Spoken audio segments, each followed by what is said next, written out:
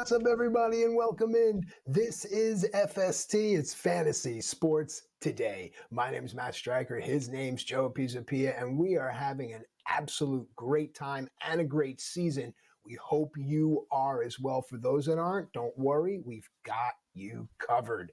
If you're new to the show, at SportsGrid, at SportsGrid TV, those are our social media handles. Talk to us all day long, especially during the show. Joey P, he loves that. Joey P, come on in, my man. We are ahead of a 9:30 a.m. East Coast time game over in England.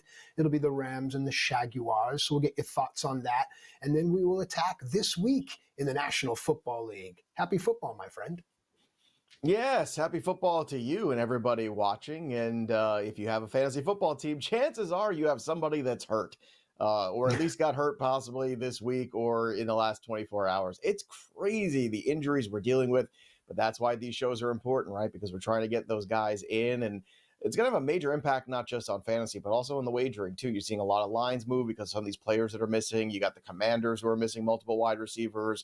You've got the Jets missing Garrett Wilson. We're going to talk about all of those guys. And now we've got some things creeping up too, like Josh Jacobs potentially being out. And there are some good news too. We're hoping to get Mike Evans back this week and a few other things. So we're going to break that all down. But I feel like we got to start with Thursday Night Football and the Joe Flacco renaissance. The last time that Aaron Rodgers and Joe Flacco met in a game, Uber wasn't even invented yet, Matt Striker. Did you know that? That's how long ago that was.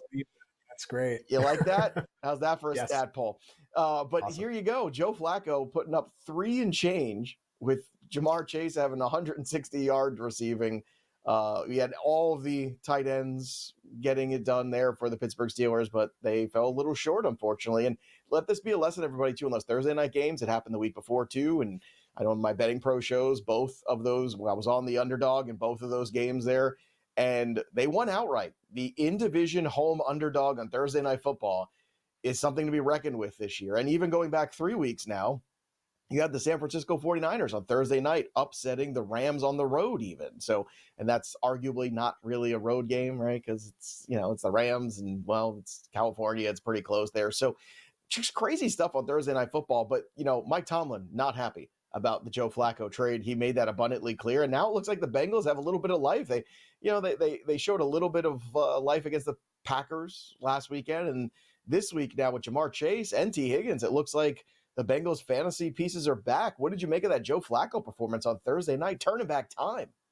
Yeah, no, it was great for a guy like me with gray in the beard. I love seeing it. I love my representation. But at the end of the day, just from a wagering standpoint, if this continues, it'll give some consistency and it'll give some value back to those tools that you were mentioning on the Bengals. And I understand Mike Tomlin's frustration because it does change a lot of things altogether, but it still doesn't change the fact that Bengals defense still needs some help. But overall, I think it's definitely a boost for everyone in the offensive ecosystem, and I'm glad to see it. Yeah, certainly a good time, unless you're a Steelers fan, in which case it was misery. And Joe Flacco on Thanksgiving gets one more shot at the Ravens. So this time he's got Jamar Chase. Maybe it's a little different. I don't know. But, I think Joe Flacco's thinking to himself, Jamar Chase, where have you been my whole career? I had to wait 20 years to get Jamar Chase. What a gift that is at the end of your career. Who needs a gold watch when you can get Jamar Chase? All right, let's talk about Puka Nacua. He is going to be out for this game today. So you're going to see more Devontae Adams, which is fine. This is why the Devontae Adams signing was so important. And we talked about the scenario all the time, right? We said Devontae Adams is a great investment. And when Puka is out, and he will be out at some point, Devontae Adams gets elevated to number 1 status. So here you go. It's playing itself out, not just this week, but also next week. Puka Nacua is going to be on that bye too. So you're not going to have him for 2 weeks. You need to make some adjustments. You need to get some depth there. CeeDee Lamb returns, which is great. No issues there for him. He's going to have a full workload, they said. So that is good news for the Dallas Cowboys, who certainly need him. Too bad he doesn't play defense. But then again, no one in Dallas plays defense these days anyway. Mike Evans looks like he's going to return too, which is huge because with the Aguka injury last week, I think a lot of people were getting concerned. But what do we always talk about? Baker Mayfield on the road as an underdog. Guy gets no respect, man. He's the Rodney Dangerfield. I think it's crazy not to take the points. You get 5.5, you get 6 in some other markets right now. I'd be all over that. Now, look, people waited for Mike Evans. You start him. I get a lot of questions. Should I start Mike Evans this week? The answer is yes, because that total is one of the highest on the board on Monday Night Football. I understand you have to wait, but he did get practice in yesterday too, so things are trending in the right direction. Aguka got a practice in too. Now there's speculation he might play. I would not hold my breath on that one. I still think that is a very dicey scenario, and there's also risk of re-injury too. So if you have a good option, let's say a Xavier Worthy, maybe perhaps, or somebody like that, you play them and you don't wait for Monday night with Igbokwe. But Evans, he's definitely in the lineup for me. And then last but not least, your Commanders, Matt. Nobody's playing. No Terry McLaurin, no Deebo Samuel. So who gets elevated here? It feels like Luke McCaffrey, and then we'll see what happens from there. But this is a bad timing here. What do you make of this timing where the Commanders going against a very poor defense and secondary of the Cowboys, and now they've got no wide receivers to throw to? Okay, I get it, skeleton crew, but as a hopeful fan, as a smart producer that we have said, if you don't have hope, you don't have anything. I pointed it to a team like the Packers, who also, or even the Bucks, who also were faced with, granted, the Commanders don't have a standout rookie wide receiver to help them along the way, but I do believe that there can be some things done here, and I am hopeful. But yeah, no, it doesn't look good. And what do I make of the timing? There's an old saying my grandmother used to say, if you want to hear God laugh, tell him your plans. The timing is the timing. There's a reason. There's something good on the other end of it, though, I promise. Yes, hopefully something's good on the other end, and Josh Jacobs plays this week. He is all of a sudden now in flux, so we're waiting for more news on that. Also, I just want to throw this out there. We talked about it before the show. The Packers waited on the tarmac for 5 hours before they got out, so they were way late to where they wanted to arrive. These teams are creatures of habit. I don't love that. I don't love Josh Jacobs being potentially out for this game. You're getting 7 points in a lot of markets on the Cardinals. Cardinals played pretty good defense. Jacoby Brissett looked pretty good last week in running that offense in some ways, maybe even, dare I say, better than Kyler Murray. Dare I say it? It's possible. Marvin Harrison looks like he might be playing now in that game too. So 3-1 on the money line for the Arizona Cardinals. Just throwing that out there for everybody if you're interested. But at least the points, I think, is really intriguing in this one. But if he is out, again, a guy to stream potentially now becomes Emmanuel Wilson, who's the next man up. Pierre Strong also signed to the roster, but I think Wilson will be that guy who takes over most of the workload. But certainly a tough scenario there. Not the only injuries, too, Matt. Calvin Ridley's going to be out this week. Bad timing. We got our first coach firing, too. The Tennessee Titans fired their head coach. Mike Vrabel coming back to town for that revenge game. I guess they didn't want to fire him after the Patriots game, after Mike Vrabel and company come in and win. I understand that. Speaking of the Pats, Stephon Diggs dealing with a chest injury. He is playing. Garrett Wilson is not playing, so Mason Taylor should get a lot of targets. Alan Lazard also would be a streamer for me. Possibly Josh Reynolds, but I think Lazard is the main guy there. And then good news for potentially the Carolina Panthers. Chuba Hubbard back, although Rico Dowdle has been a revelation. And then Jalen Coker also back. So with Ted McMillan getting Sauce Gardner today, Jalen Coker is a guy that could be started as well. But Matt, what do you make of this London game we've got today too? This one's really tough for me. There's so many things on the board, so many props I like. This is a 4-outcome game to me that I really don't want to be investing in, but I want to get your thoughts here on this one. Well, thank you. The first thing that comes to mind is, remember the great Hall of Fame wrestling announcer Jim Ross would call things bowling shoe ugly. And that's what this is for me. There's so many uncertainties here, and you can just see it being very much like the London weather, just very dreary and just slow. And you were saying it's a stay away for you. It's a stay away for me as well. I mean, I try to find an anytime touchdown anywhere, but nothing feels right. I'm going to save myself for the 2 of the 1 o'clocks and most of the 4 o'clock games. Joe? Yeah, there's just a lot of things. We talked about Baker Mayfield, talked about Arizona, right? Talked about so many things. And if you watched the show last week and you're paying attention, we gave you Baker Mayfield for MVP at plus 950. Yeah. And that number is not plus 950 anymore after last week. Just putting that out there. And think about this too, and we'll talk about more at the end of the show too, how important this game is against the Lions for control of that 1 seed, potentially the NFC going forward. So lots of implications. Today, obviously, in London, you're getting 3 here on that side for the Rams. We'll see if the Rams can get the job done. But we're just getting started here. Let's get the fantasy over-unders and see how we did last week.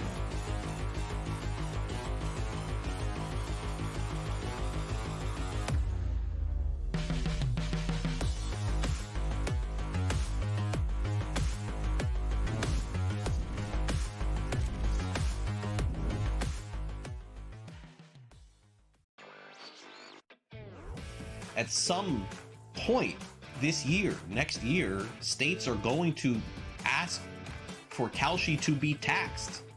And I think they're going to have to pay taxes if they continue to operate in this space. Specifically, the state of Pennsylvania is looking and saying, hey, our sports books are paying us tax money every month to do the same thing you guys are doing. Newswire, only on SportsGrid. I apologize to our fans. We need to do better. That's all you need to say, Scott, right? But yeah. Tua goes out there, my kids love me, I'm rich, I don't care. You got your dumbass coach coming out here, and we play to win. You got to win the game, and you got to win. And, like, dude, like, the Dolphins press conferences make it way worse. Like, if I was a Dolphin fan, I just want to punch these guys in the face. In-game live, only on SportsGrid. This one's for you, Tommy Reynolds. I know you're a Rochester Americans guy, but the big team, the Buffalo Sabres, at home against the listless Rangers. Can we get plus 102? We can in overtime. Knockaroo does it again. Buffalo over the Rangers. The early line, only on SportsGrid. Football contest season is back, and so is the Las Vegas Football Contest Show. Season 2, the sharpest football contest show in the land. Focusing on all 3 Circus Sports contests and the Westgate Superbook Super Contest, we handicap the games and release our contest picks every week of the season. Featuring Super Contest champions Brady Cannon, James Salinas, and former NFL player Mike Pritchard, all team will have you prepared this season like none other. Check us out every weekend right here on SportsGrid.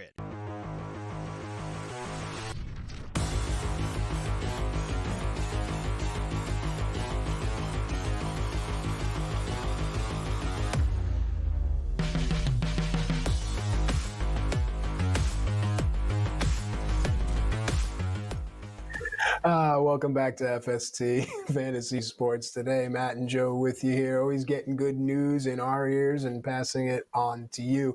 Joe, it is time for Fantasy Over-Under, and I always will hold your feet to the fire. It's what friends do. 2-2 last week, 17-7 overall. I love it. I get excited. And I do want to point out that you missed being 3-1 by half a yard. So I do want anyone that's look. We gave out our social media. I'll do it again because it's part of my job. At SportsGrid TV. You want to jump on Joe? Man, you're only 2-2. You cost me. The guy's 17-7 overall. If you've been tailing right now, even playing at even money, which they're not, you're crushing it right now. So let's just keep it going right now, my man. Over under time. I'll give you a player and a scenario. You'll tell me if it happens. Okay. J.K. Dobbins, 58.5 rushing yards against a New York Giants defense. Does he go over or under, and why? I think this one's a huge over. Look, we're all waiting for RJ Harvey, but I'm not going to keep holding my breath here. But this is one of my favorite bets of the week here. From a fantasy perspective, J.K. Dobbins is a must start, especially with the bye weeks we've got. So 65.5 rushing yards you're getting here in some other markets. It's gone up since Friday, obviously, and that's why, we are where we are, right? Because we're trying to get ahead of things. So on Friday, I was like, okay, we love this number. And then you see it move from 58 to 65. Still a smash in the over. I just don't see any way that we don't get there on Sunday. So I like the over on this one, but because you can get it cheaper in some other markets there, 58.5 is where we've got it locked in on Friday, which is a good thing. And Ashton Genty, 75.5 yards last week. I just want to lament about it for a second. And he got 75. I mean, just brutal. Come on, man. Come on. One more, just one more yard is all we needed. But look, the Giants giving up a ton against the run here. And even with J.K. Dobbins and this number growing a little bit, he has reached this number in every single game but 2 this year. Last week, nothing worked for Denver. I don't expect that to carry over.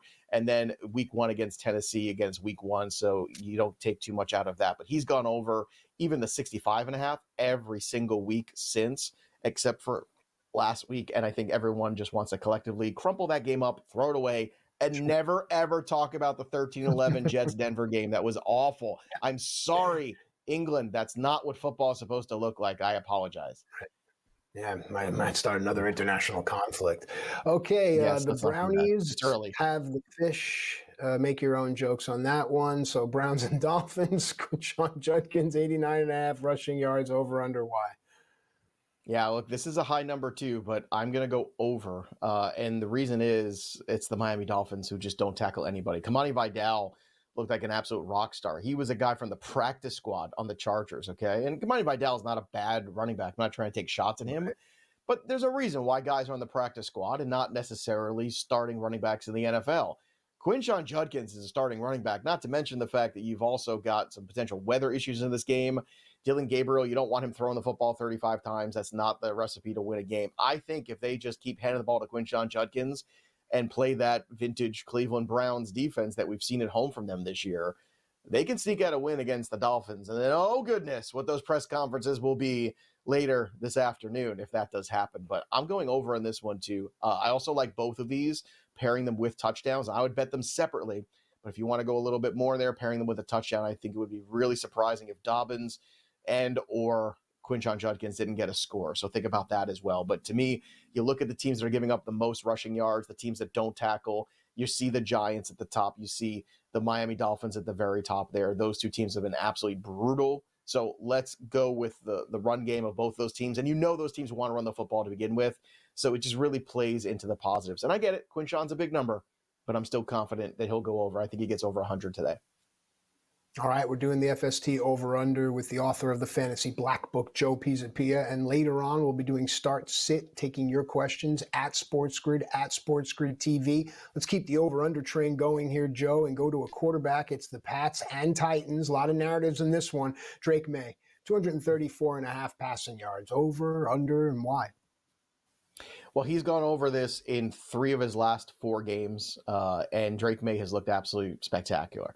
Also, I think this is a matchup because there's a narrative here where the Tennessee Titans, we mentioned before, fired their head coach, Mike Vrabel, who was their last head coach who got fired for Callahan. That was a ridiculous move. I don't understand, but don't worry. There'll be a place in Callahan Auto for Coach Callahan. I'm sure he can get a job back there. But there you go. There's a little Tommy Boy joke in the morning. I hope you enjoyed that, everybody. That's right. What? Oh my God. Such a thing. Next thing you know, your daughter's knocked up. I mean, it's just the greatest. It's such a funny. Please move on. For the love of all things. Drake May and Mike Vrabel here, I think, are gonna put on a show. And normally, I love, Matt, you've done shows with me 5 years now. The dead coach bounce, one of my favorite things, right? Oh, who's the team just fired their head coach? Let's bet him to cover, maybe even win outright. Not the Titans, not today. It's not with Mike Vrabel coming to town. This is the worst case scenario, and Drake May I like for the over. You saw Kayshon Boutte working. You saw just, it's not just, the big passes too. It's the touch on the passes that he's got in certain scenarios. It's a clinic of how to play the position of quarterback, where it's not just about how athletic you are, like the Caleb Williams style of just going to run around till I find somebody who might be open. It's not just I've got a big arm, I'm going to throw the ball downfield. Drake May has all those intangible things, and he's just getting better every week. So I don't anticipate Mike Vrabel letting up on the Titans. I think this one is going to keep going, and I think so will Drake May. So let's go the over here again. All right, take us to the break. Let's get baked. Baker Mayfield, 240.5 passing yards, over or under, and why? I think Dak Prescott is another one too that's in a very good situation here. But Baker Mayfield, this is one of the highest totals in the day. We're in the mid to high 50s already in this game, depending on the market you're looking at. 240.5 for the over. I'm taking it. Mike Evans, we're getting him back. Just looking at the last couple of weeks too, 256, 379, 289. That's pretty good. And that was against the Eagles, the Seahawks, and San Francisco 49ers. Now, I just think that this is another game where you're looking at the total, you're looking at Baker Mayfield being able to use the Tez Johnsons and the Sterling Shepards and anybody he has to in this run for MVP, and Baker Mayfield as an underdog on the road. About a good investment you could possibly make. We've already gone 2 for 2 with the upsets this year. I'd like to make it 3 for 3. So give me the over 2 with Baker Mayfield. Another big day, a top 5 fantasy QB. All right, when we come back here on FST, we're going to keep the ball rolling here with a little trade talk. Buy low, sell high. Who? We'll tell you right after this.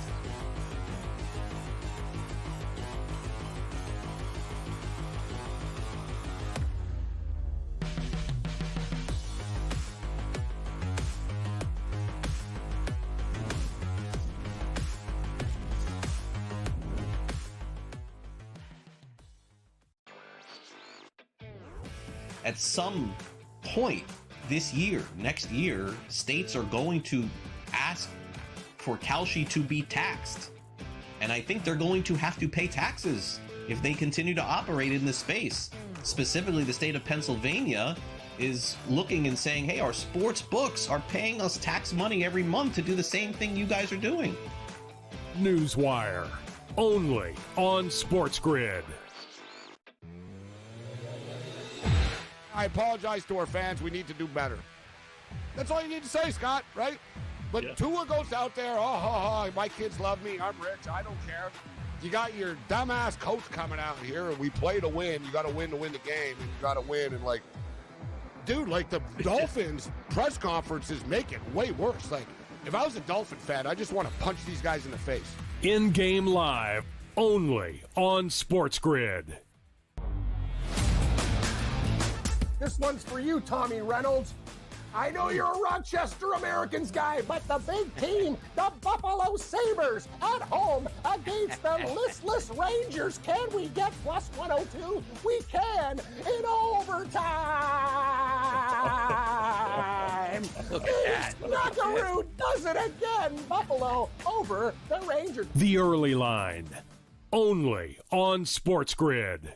Football contest season is back, and so is the Las Vegas Football Contest Show. Season 2, the sharpest football contest show in the land. Focusing on all 3 Circus Sports contests and the Westgate Superbook Super Contest, we handicap the games and release our contest picks every week of the season. Featuring Super Contest champions Brady Cannon, James Salinas, and former NFL player Mike Pritchard, all team will have you prepared this season like none other. Check us out every weekend right here on SportsGrid.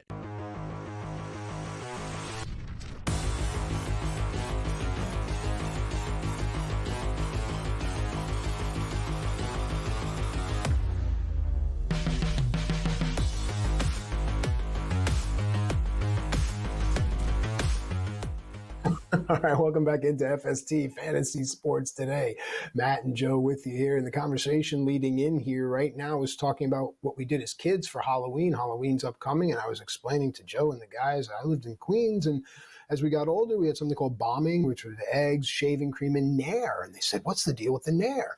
And it was the older kids in the neighborhood were driving around in a van. And they'd open up the door and spray you with a fire extinguisher, and they would have Nair in it. And we thought your hair would fall out. But as you get older, and I had sisters, I realized that's not how Nair works. But it's like one of those cropsy things, you know, one of those like long, tall tales as a kid that you fear. Oh my God, the gang kids are up on Bell Boulevard and they have Nair. Let's go this way. It's Halloween. So there you go, guys. We want to hear from you at SportsGrid, at SportsGrid TV. What are some of the things you did on Halloween? Yeah, Also well, talk about mischief night. Like, geez, I look, you know, like the Nair obviously worked on me. I could obviously, you know, they just got put that you out there. every time. They got me. You just stood on the corner and never ran. Oh That's my right. gosh, Joe's. I stood there and I took it. Yes, you did, like a man. All right, I don't know how I'm getting to, but buy low, sell high. Here we go. It's buy low candidate, and this is intriguing actually for all the Halloween talk on at SportsGrid TV. I do want to hear from the Cowboys fans here because Javonte Williams is on this, and at the start of the season, I was one that thought that there could be a resurgence from opportunities missed in Denver, and now here he is. And you're saying it's a great buy low opportunity. Talk to me.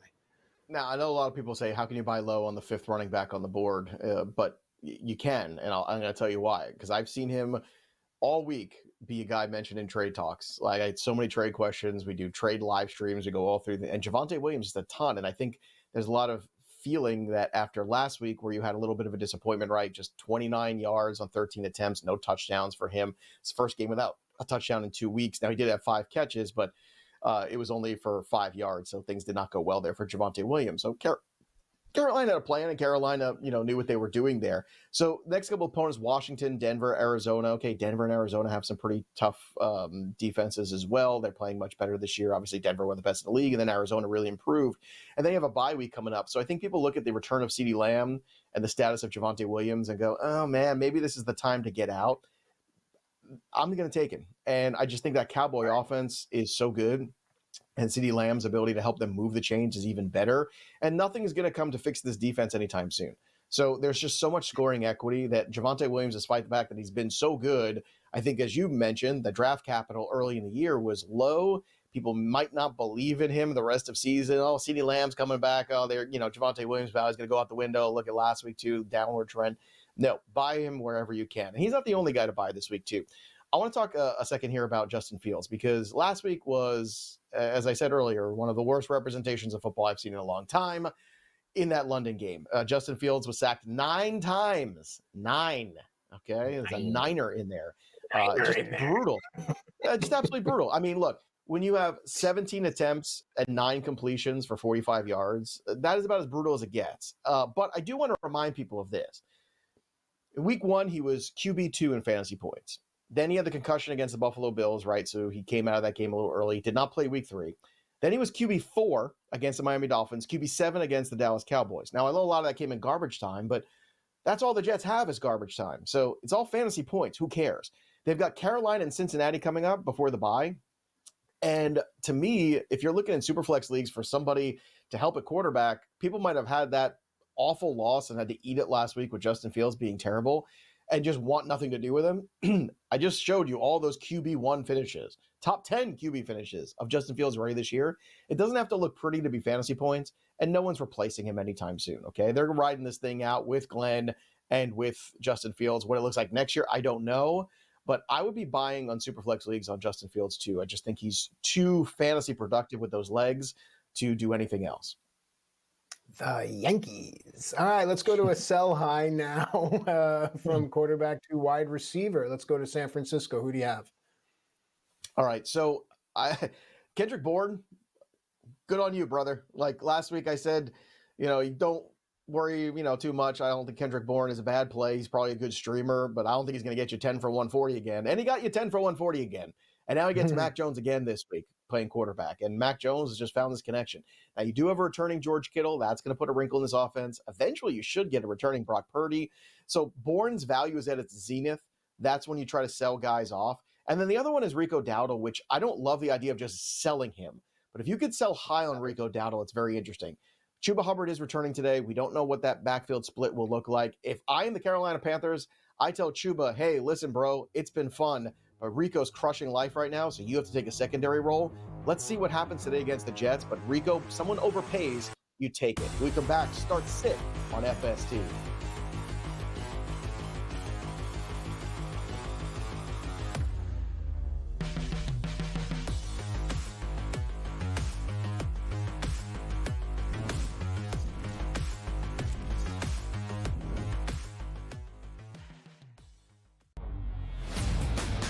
Have you been watching Tua Tagovailoa's post-game press conferences where he basically is like, yeah, I'm getting paid, deal with it. By the way, how's the team?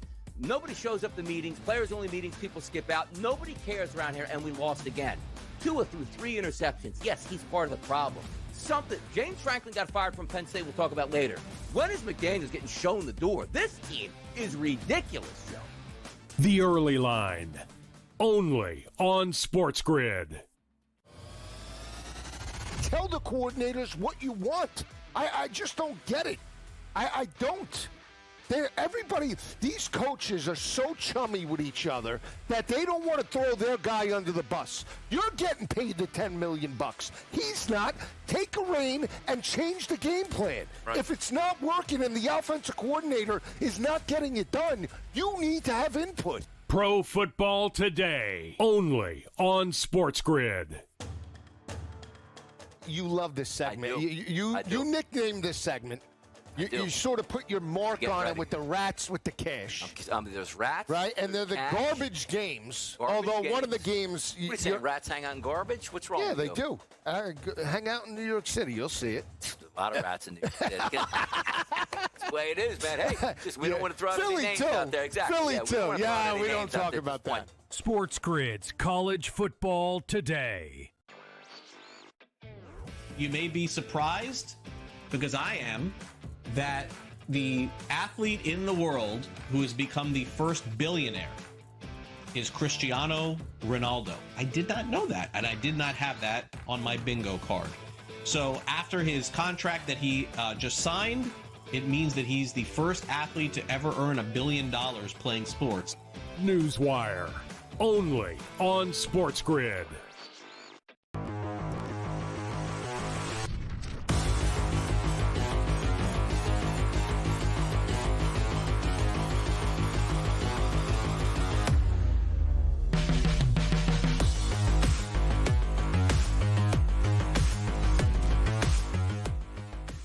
All right, welcome back into FST Fantasy Sports Today. Matt and Joe with you here, and it's time for what has just become an absolute cult favorite. I mean, I'm seeing the reactions. FST starts sit. I mean, I got to tell you, Joe, people are loving you, but some of the comments at SportsGrid TV, I know you can handle yourself, but some of you people out there are just, honestly, who do you think you are?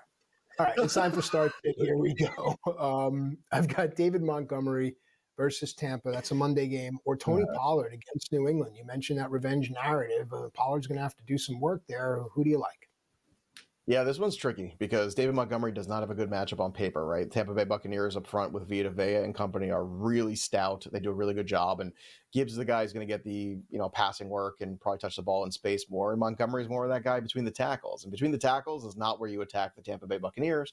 It just isn't. It's just not, it's not a good look. So I'm a little worried about Montgomery. I'm also worried about Pollard, to be honest. But this is where we're at because of injuries and buys. An RB2 world, one of these guys has got to get a start here. So Tony Pollard is now under new head coach Mike McCoy, who's the interim coach here. And we don't know how that backfield is going to be split. Will we see more Tajee Spears? Will we just see full complement of Tony Pollard? There's a lot of questions there as well, not to mention a game script that might not go their way. But I will still lean with what I've seen so far to Pollard, which has still kind of been the number one guy, even with Spears starting to work his way back a little bit. And Montgomery's matchup, I think, is just so poor. And I don't know how that game script is going to go either. It could be a shootout. So I don't really know how much we're going to get Montgomery here. So although Montgomery might have more touchdown equity, I think the steady volume of Pollard so far this year is something I'm going to stick to. So I'll take Pollard by a hair. But this is close. And both of these matchups are flawed, I think, for both running backs this week. All right, I like it. Out of the backfield, we go in the air and look downfield. Rashid Shaheed, New Orleans at Chicago. I mean, I don't want to say boring, but this is just the water and bread. Or Cooper Kupp, Seattle versus Houston. Far more spicy, but where's the safe play? Well, the safe play, without a doubt, is Rashid Shaheed. He had 6 receptions in week 1, and every week 6 since he's had 4 receptions. So he is getting it done in PPR leagues. He is giving you somewhere between 8 and 15 points. Now he's got 2 touchdowns on the year. He is wide receiver 29 currently. And for me, I know Cooper Kupp finally scored. Yay, hooray for Cooper Kupp. But Houston Texans defense is very good. Look, Sam Darnold's played really well. I think Seattle has a really good chance to win that football game on Monday night, the second double dip there game. But I think Rashid Shaheed is just a steady, easy play right now. And credit to him and credit to Spencer Rattler, too. I think a lot of people were saying, oh, boy, Spencer Rattler, he's going to be there for 2 weeks, and they're going to see what Shuck is, and they're going to be the worst team in the league.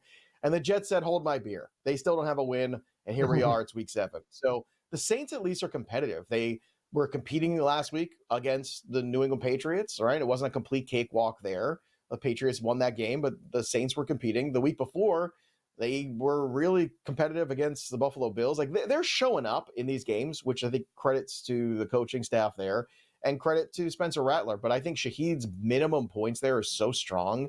I'm just going to go ahead and take that. Despite the fact that Cooper Kupp is the bigger name, I'd rather have Shaheed this week. You're a smart man. Okay, so our receivers are covered. So now we look to our tight ends. Cade Otton, who has just been a godsend for Baker Mayfield at Detroit. Reminder, that's the Monday game. Or is it Michael Mayer in Brock Bowers' stead, Las Vegas at Kansas City? I'll be honest with you here. Like, it was Cade Otton a couple days ago, but now that you have Ibuka possibly playing and Mike Evans definitely back, I just don't see that pathway for him.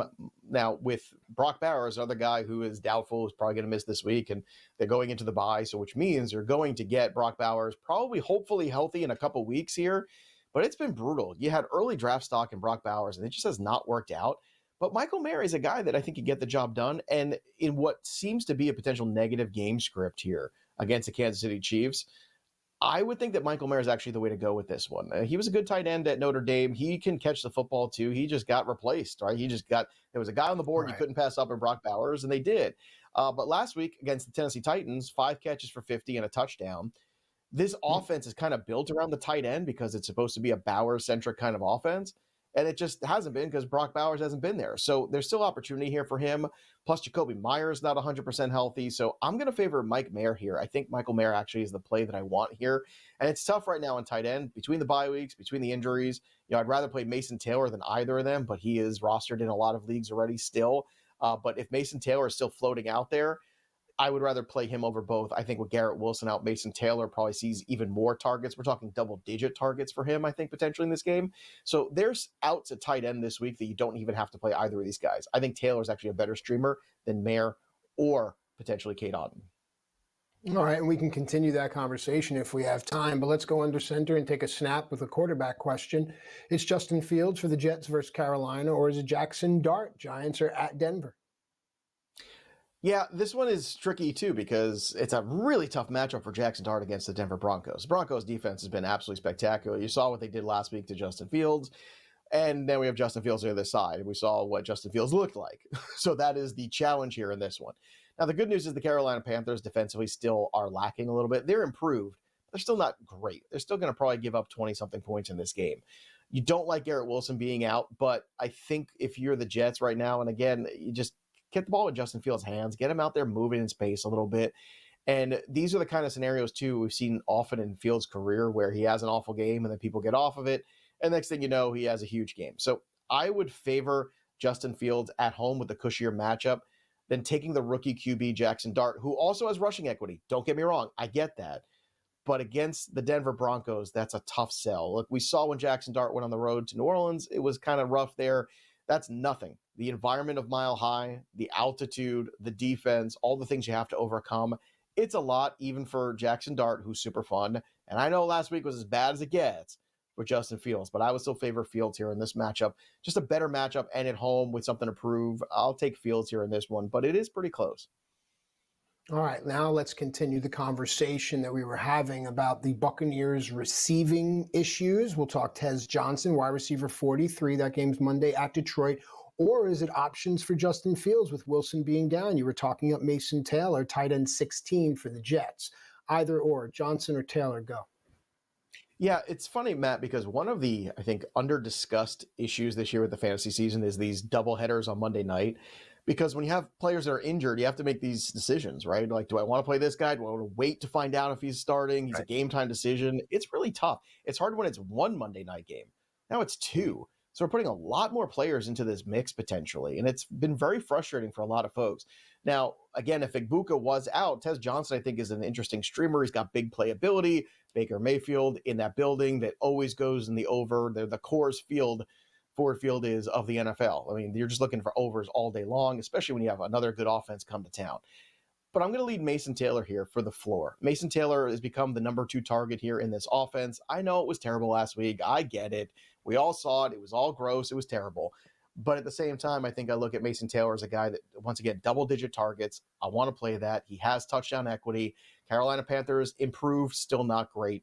So for me, Taylor is the better flex. And I don't always like to flex a tight end. You know that. Like, that's not always the path to victory, right? Unless, of course, we're flexing Pittsburgh Steelers tight ends against the Bengals. Make a note of that, everybody.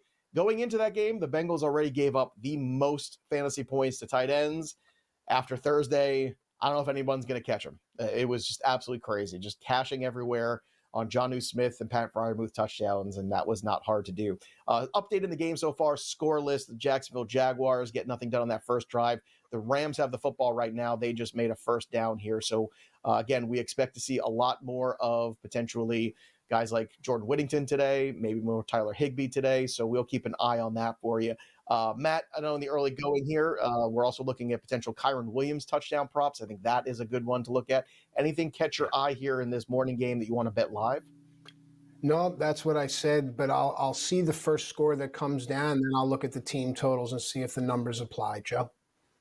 All right. When we come back, we're going to take a look at the waiver wire. There's still some guys floating out there that have some value, not just for this week, but possibly beyond. Next week is a big bye week. We're going to get you through it, so don't go anywhere. We'll be right back on FST with the waiver wire.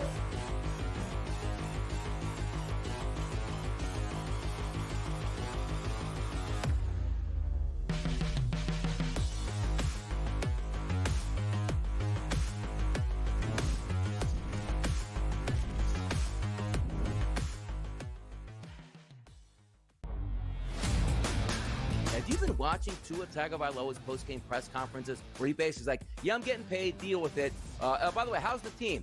Nobody shows up to meetings, players-only meetings, people skip out. Nobody cares around here, and we lost again. Tua threw 3 interceptions. Yes, he's part of the problem. something. James Franklin got fired from Penn State. We'll talk about later. When is McDaniels getting shown the door? This team is ridiculous, Joe. The Early Line, only on SportsGrid. Tell the coordinators what you want. I just don't get it. I don't. Everybody, these coaches are so chummy with each other that they don't want to throw their guy under the bus. You're getting paid the $10 million. He's not. Take a rein and change the game plan. Right. If it's not working and the offensive coordinator is not getting it done, you need to have input. Pro Football Today, only on SportsGrid. You love this segment. You nicknamed this segment. You sort of put your mark on it with the rats with the cash.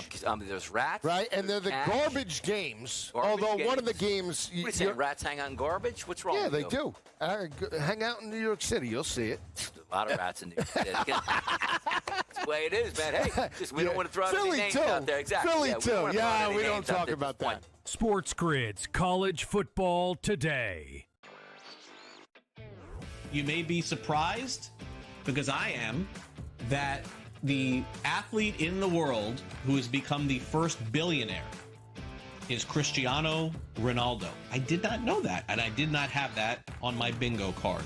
So after his contract that he just signed, it means that he's the first athlete to ever earn $1 billion playing sports.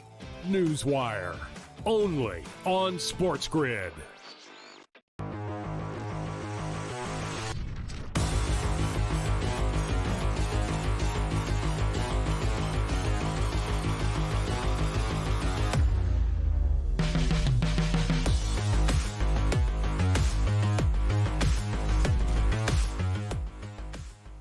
All right, welcome back into FST Fantasy Sports Today. Matt and Joe with you here, giving you everything you need in order to dominate. And now it is time for our beloved walk down the waiver wire. And sometimes it's a tightrope, and other times that thing's got enough room for everyone. Joe, you've been giving out some really good ones. Let's keep it going here. Let's start with a running back. Give us a running back that is available in at least 6 out of 10 leagues.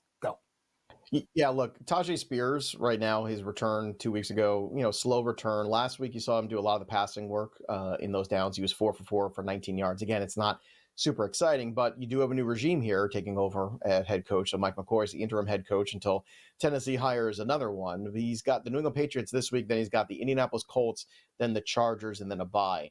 But I want to remind everybody, too, we also have the trade deadline coming up in week 9. And I think potentially there's room where Tony Pollard is one of the most sought after guys at the trade deadline. A lot of people talk about Breece Hall, but Tony Pollard could be another one too. The Tennessee Titans are going nowhere.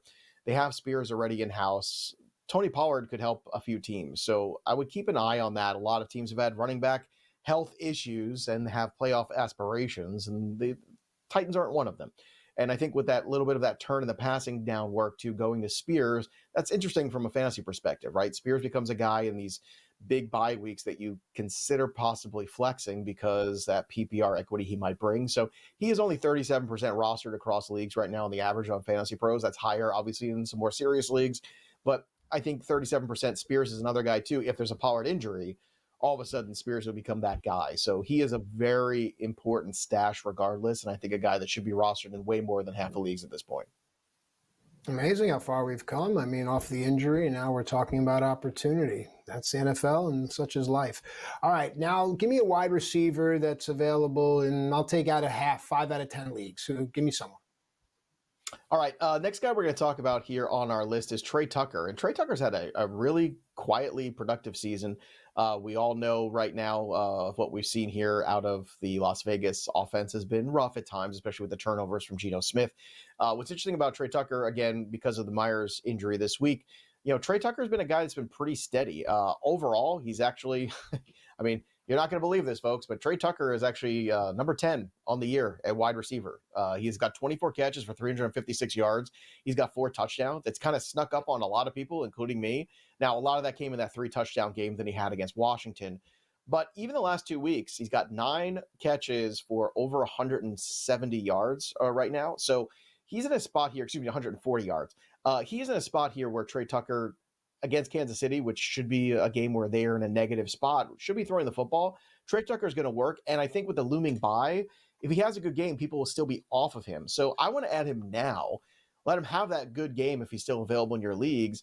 And then, yeah, you'll suffer the bye, but at the same time, you'll have him coming out of the bye for the games that he has coming up too. And sure, theoretically, you might get Brock Bowers back then, but if Trey Tucker is starting to emerge a little bit, there's nothing wrong with that. He's only 24 years old, and I think this team is continuing to look for younger options, and a guy like Jacoby Myers could also be another piece. There's even trade rumors about him going out in the offseason, swirling around him. So there's potential here where Jacoby Myers also to get dealt. And if so, Trey Tucker will be another guy on the rise. And the fact that he is also just about 50% rostered is a little surprising considering how consistent he was last week. All right. Now people are asking for the best possible option of a player with the least amount of inconvenience. So give us the best player that's available in, let's say, 7 out of 10 leagues. Can I ask for that? Yeah, look, last week, Kayshon Boutte had 2 touchdowns. And week 1, he had 6 catches for 103, but it's been kind of quiet in between for the most part. He had that 1 catch for 1 yard and a touchdown against Miami. But I think what you're seeing here is the evolution of Drake May. And I think when you're looking ahead to today's game, I think there's enough there for Kayshon Boutte touchdown equity to roll the dice with him as a flex play. I would want to pick him up. Stephon Diggs also has had some injury issues a little bit here this week with that chest injury. Now he's going to play, and Stephon Diggs is still the number 1 guy in this offense. But I do think the Patriots offense is going to continue to evolve. And I do think there's room now for 2 wide receivers to be there and to be fantasy relevant. I think Kayshon Boutte is more of a wide receiver 3 and Diggs is more of a high-end wide receiver 2 in fantasy rest of season. And that's a good thing to have, especially with an emerging quarterback. Hunter Henry's still useful in this offense. I would love to see Travion Henderson more. I've seen enough of Ramondre Stevenson. That's for damn sure as a Patriots fan. I don't need to see any more of him putting the football on the ground. But I do believe that if you're looking here for a wide receiver, the fact that even after that 2-touchdown game, people still aren't buying Kayshon Boutte. I get it. It's inconsistent. But he's got, after this, Cleveland, Atlanta, Tampa. Those are going to be some highly contested games. And I think Drake May is up for the task. And I think that Kayshon Boutte is going to be a guy that's going to be a big part of that offense going forward. All right, we're taking your questions at SportsGrid, at SportsGrid TV. Time to look at the waiver wire. And folks are asking for a tight end. So, Joe, give us a tight end that's going to be available in, let's say, 6 out of 10 leagues. Yeah, Mason Taylor is already a guy we touched on in the start-sit area here. Last week, awful. Like 1 target for 1 catch and 2 yards. I mean, just absolutely brutal. Like I don't know what was going on there, but it was the ugliest thing I've ever seen. But the week before, 12 targets, 9 receptions. And with Garrett Wilson out, I think you're going to see a lot more of that. And Mason Taylor gets Carolina this week. Say it with me, Matt. Cincinnati, baby, next week. Did we watch Cincinnati against the tight ends in Pittsburgh on Thursday? Right, or in Cincinnati, I should say, against the Steelers? Did I not say that they are the team that gives up the most fantasy points to tight end? So there's no guarantee that we get Garrett Wilson returning next week. So Mason Taylor stands to see, once again, double-digit targets, not just this week, but next week as well. You have to attack the Cincinnati Bengals with the tight ends. That linebacker core is no good. The matchups are terrible for them with tight ends. And Mason Taylor is starting to emerge. Yes, he has the bye. But after that, again, there's plenty of opportunity there. But the next 2 weeks, Mason Taylor is a guy that has flex appeal, let alone just tight end appeal. So that's another guy I definitely want to roster. All right, I like it. All right, Joe, I'm going to ask you to do the heavy lifting, and that's okay. Joe's a Jersey boy. He walks to the gym in the shadows of the old Brendan Byrne Arena, now known as MetLife Stadium. People are asking for a quarterback. Give them a quarterback. They don't want to fight for it. 7 out of 10 leagues. Who's available? All right, look, you're streaming quarterbacks because of the bye weeks, and Sam Darnold's the guy that I'm going to go with this week. He's just been slow and steady. I understand the Houston Texans are a good potential defense there. They've played well. They've got some good personnel there, but it is a home game here for him against the Houston Texans, and he has put up a really good season. He is currently right now QB 12. He is a QB 1. I know Jackson Dart has more rushing equity. They've got a really tough matchup, so give me the steady points every week of Sam Darnold. Give me my 18 and let me get out of here. We'll be right back with an update from London.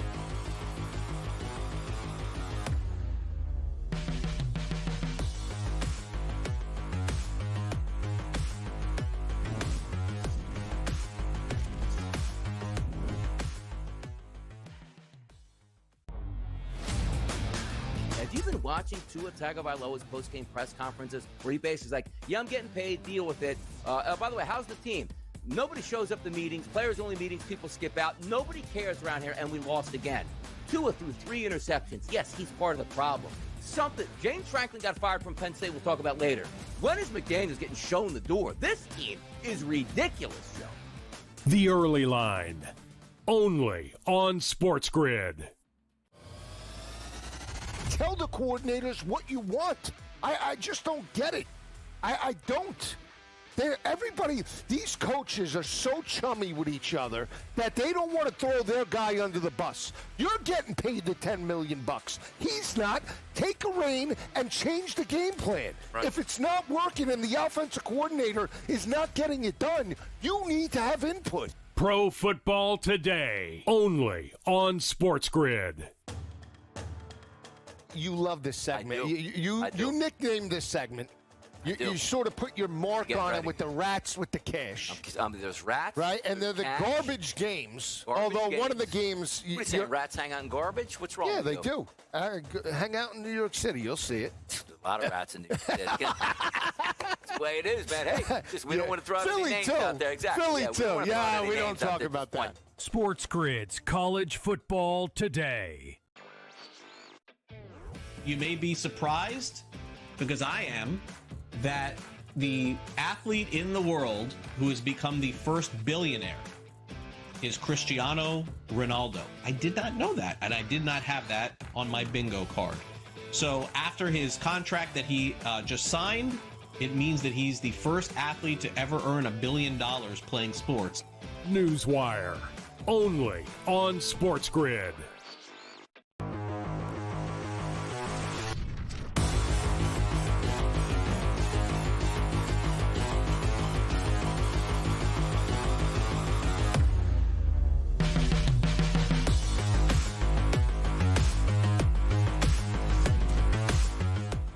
All right, welcome back into FST Fantasy Sports Today. Matt and Joe with you here. One of the best things is when we do the live break-in. Joe, you've got a scoring update from the game in Wembley. What's up?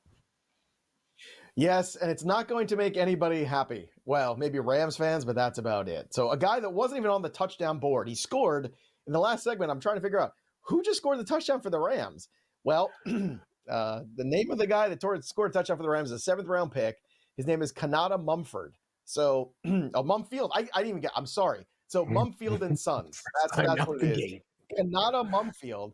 They didn't even have a graphic for the guy. I mean, that's crazy. He wasn't even on the touchdown scoreboard potentially. So, congratulations. A memory he'll never forget and a name that we'll all probably forget next week. So, Kanata Mumfield, congratulations. You got the big victory there, a big touchdown for you. So, the Rams are up in this one by a score. So, we'll see if Jacksonville can answer. But, yeah, it's been a weird year sometimes for them of those rando touchdowns. This one's the most random of 2025, period. Lock it up. Nothing's going to be more random than this one. Far be it from me to speak on randoms. I don't know anything about randoms, to be honest with you. But it is time now for 3 and Out. I can hear the laughter as well as my wife sharpening knives. It's time for 3 and Out, Joe. You weren't looking forward to the Mumfield touchdown, but you are looking forward to 3 things this week. And when we return next week, we'll discuss those things. So let's go. What's the first thing that's on your mind? Yeah, I mean, I'm still trying to wrap my mind around the touchdown. When's the last time you saw a guy score a touchdown? They didn't have a graphic for it. I thought somebody screwed up in the control room. That's what I thought. I thought somebody on NFL Network was like, oh, no, oops, sorry, we missed it. I'm looking, I'm trying to read the name on the back of the jersey and do the show at the same time. Who? What? All right, let's get back to Baker Mayfield, something that I feel good about. It's something that we can control, I think. Baker Mayfield as an underdog on the road is about as good as it gets, right? We talk about him being that underdog. He loves it. He loves the underdog role. The guy is basically the number 2 candidate for MVP, and people don't think that he can go in there and get a W. I'm seeing +6 in some markets, +5.5 in some others. I want to take it. It's +235 on the money line. I'm comfortable with that too. One of my favorite bets of the week too is to take the 5.5 and take the over in this game. It's 52.5, and then take a Rashad White touchdown. That's going to get you up at 3.5 to 1. And guess what? If you take Baker Mayfield to score a touchdown, because I don't know about you, man, I just got this feeling that Baker Mayfield somehow is going to break loose for a run and score a touchdown and spike a ball in the end zone and do his Baker Mayfield kind of stuff. Now, if you put that together with the cover and you put it with the over, you get +1,500 on that. So Just saying. Wow. It's one of those ones today. I'm feeling lucky. I'm feeling fun. I just feel like Monday night, there's got to be an image of Baker Mayfield standing in that blue end zone, doing his little MVP dance. And look, we'll see. Awesome. This is huge, though, because if they beat the Lions at home, they've already beaten the 49ers, right? They've got a schedule now that lines up pretty well for them. A lot of in-division games left for them. They have a clear path. Well, they have right. And if you lock up the one, like this is a game where you can lock up the 1-1 tiebreakers potentially as the year goes on. The Eagles haven't played great football. You look around, the 49ers have been an absolute train wreck of health. You look around to the NFC North. I think there's still people kind of looking around going, okay, who is the best team? Is it the Packers? Probably not. Is it the Lions? Well, we'll see today or tomorrow, I should say. But this is a huge game because if you can get 2 home games in Tampa and a bye week, that's a pretty clear path for the Super Bowl. And I've already bet the Buccaneers to get to the Super Bowl this year and represent the NFC. I just think this is Baker Mayfield's year and we're living in it. And we'll see. But this is a huge game on Monday. Then you've got the Jets. 0-7. Are we staring 0-7 in the face? It was as bad as it could possibly get. As bad as it jets. Is that a thing? Did I just make up a thing? As bad as it jets? I think I did. Do you get a victory against the Carolina Panthers? There's not a lot of victories left in the schedule, Matt. If you start looking at the schedule, they got games against the Patriots left, the Bills, some other tough matchups here for them. I don't know. Jet fans, you're allowed to leave this team. I keep telling you, it's okay. I want you to go and find joy in your life. You don't have to keep doing this to yourself. And then Jonathan Taylor has been a touchdown machine. I think that line is just flat out wrong. I think the Colts are the better football team. The Chargers have a lot of offensive line issues. The offensive line of the Colts is playing great football. Jonathan Taylor, I think, is the best player on that field today. And I think he's going to score not 1, but 2 touchdowns today. And you can get that at 3-2-1 right now. And Jonathan Taylor has been a revelation for them. I think Lou Anarumo has that defense playing really well. So I'm looking for those things today. Matt, what are you looking for Week 7 of the NFL? What's a big standout for you?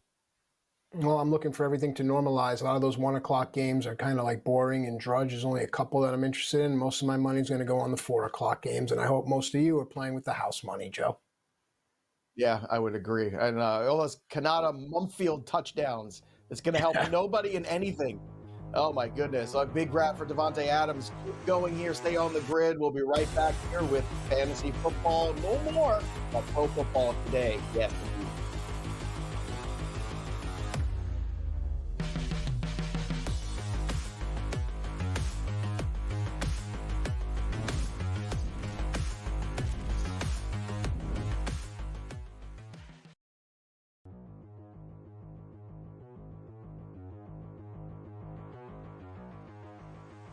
Let's do AJ Brown. He's seems to be kind of upset with the way things are going. The Eagles will trade AJ Brown at some point this season, buy or sell. This is what really annoys fans about certain players. Don't you care about winning? All right, he played last year, won a Super Bowl, right? He's reading books, and he's blah blah blah. He's complaining this year too, and he was complaining while they were winning. Yeah, of course they lost last night to the Giants there, but he had 6 catches, 80 yards, and then I think I heard him come out and say, I don't remember having an offensive meeting with Hurts and Barkley, even though it was reported that they did have a meeting. Maybe they did, maybe they didn't, but if they did have a meeting and he's saying he doesn't, what is going on here? Do you really want to be traded?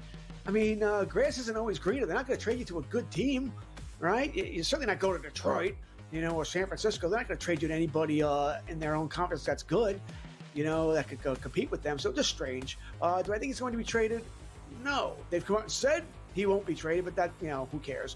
That could just be to drive the price up if they really wanted to move him. So I'm going to sell this, but, if he really wants to be dealt, he can make life hard, keep complaining, keep doing this and that, embarrassing everybody, but really strange situation what's going on in Philadelphia. You won a Super Bowl, you'd think you'd be happy for a little bit. I think that, I don't know, would they do this deal? I think Howie Roseman is not adverse to making deals, but George, wouldn't they have to acquire somebody like AJ Brown to make this kind of trade? I'm going to say sell. I think he's going to stick it out with the team. I think they're going to move him in the offseason. I think they're going to move him. Fantasy Sports Today. Fridays starting at 3 p.m. Eastern. Only on SportsGrid.